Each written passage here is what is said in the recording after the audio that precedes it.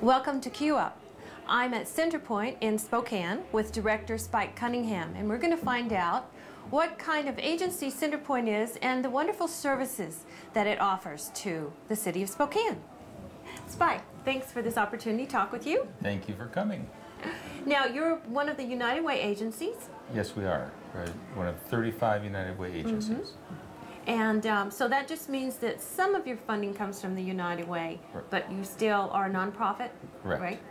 We're a social service agency. We provide programming for people with disabilities. They're primarily group home residents who come here for activities such as ceramics, pottery. We have a wood shop, a lot of stitchery, art and craft. Each day our people do a different project. And the main emphasis is not just on the art project, but on socialization, an opportunity to be with their friends, to be in the community and to get out of the home and have some diversion.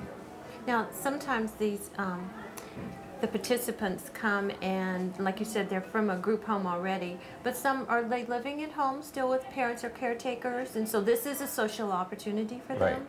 Right. Probably a good 95% of our people live in either adult family homes or group homes. Some live with family, but that's definitely a minority.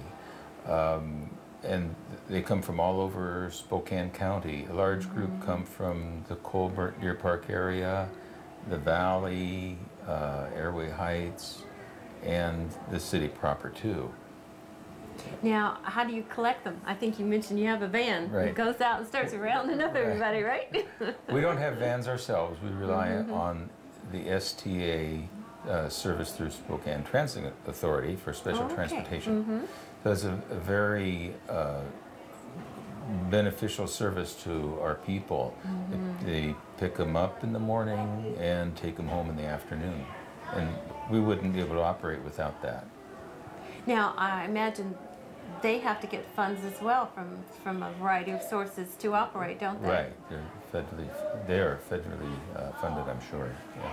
Now, there is a fee, though, for participation in your program, correct? We receive no state, federal, or local funds. We rely on United Way, which is about a fourth of the budget, fundraisers, and we have the largest one coming up in Yes, that's February. what I wanted to talk about, right.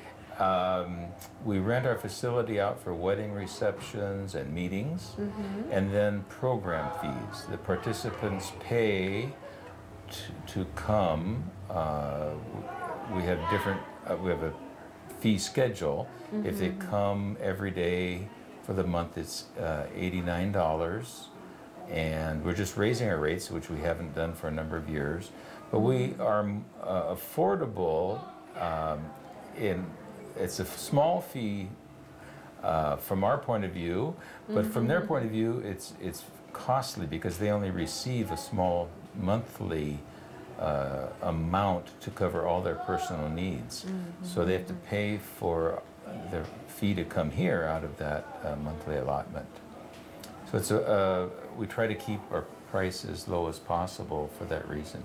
Now, you mentioned is this an annual fundraiser or one of a couple, or is it your main one? This is our main one. Main one, it's okay. Evening with a winemaker. Okay. We've done it for 14 years, and this year it's up at Manitou Golf and Country Club.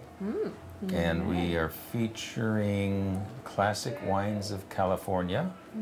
Each person will receive 5 glasses of wine, and Tim Smith is the presenter from Classic Wines of California, and he explains how the wine making process, and each person will blend these 5 wines to make their own unique blend for the evening. Oh, what an idea! I like our own winemaker. Their own winemaker, yeah. Oh, so we've had other local wineries in the past, but this year we're doing this for a little variation, and it's a prime rib dinner and silent auction, oral auction, entertainment by Spark, which is a brass ensemble, and live auction by Mike Ferguson from Ruby Street Antiques. So it'll be a fun evening. We've always had a good crowd, good response, and very So a lot of enjoyable fun evening. at the same A lot time. of fun, yes. Donate, you know, making your, as a fundraiser, Right. Yeah. successful. That's right, yeah. And it's fun. Mike Ferguson does a very good job of entertaining people and encouraging them to spend money as well. Sure.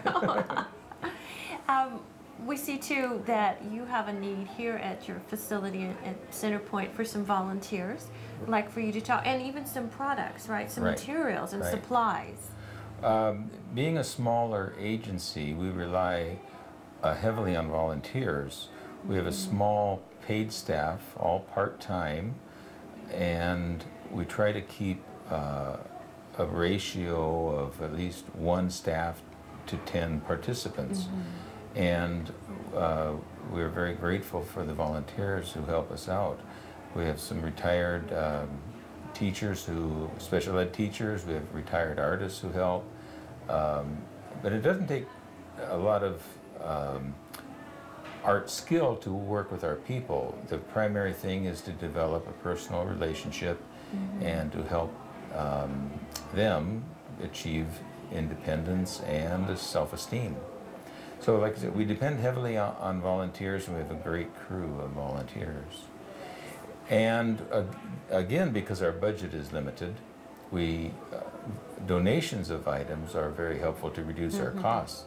Simple things like art supplies, paper, copy paper, napkins, coffee, the things that people provide us, then we don't have to purchase Right. out So of that our would be a budget. big help too. Yeah.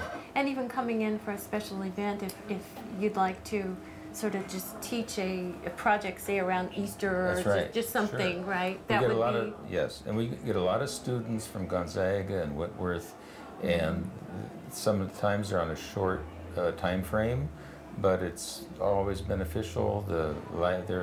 Their youthfulness and spirit oh, sure. are really enjoyed by. And I believe we'll our have a people. chance to speak with a couple of Yep. your young Yes. people that are volunteering. Yeah. You did mention retired folks as well, Oh, so yeah. all age groups. All ages, yeah. You can take some as volunteers. And our participants are of all ages, 18 to some people are over 70.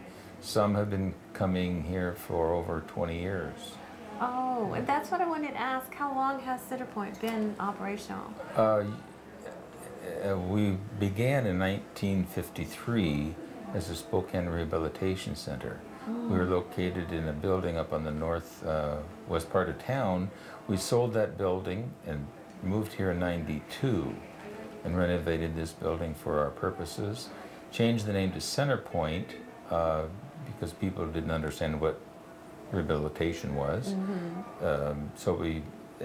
And it's difficult to explain what we do, even with the name Centerpoint. It doesn't maybe mean much, but so we just have to communicate our mission and for people to have an understanding of what we do. Definitely, and I did a stint on the 2006-2007 fund drive with United Way, Centerpoint, Daybreak, a few of the Excelsior. Those names don't get out like Girl Scouts, Boy Right. Scouts, and the ones that are more well known. Right. So we We're a definitely want to let lesser them, right. Yeah, we're a lesser known agency. But around a long time, that Yes. speaks very well. Yeah. Longevity in providing the service. Right, and that's due to we have great community support, even though we are small. We have great community support, and hope to increase that. Well, we'll be showing, some of the activities as we take a tour of Centerpoint and talking with, I believe, a couple of, Dane, is it? Dane is He's a student where? He's through ESD 101, and he is going to be going to school in college, but also going to be coming on staff here. And then Amber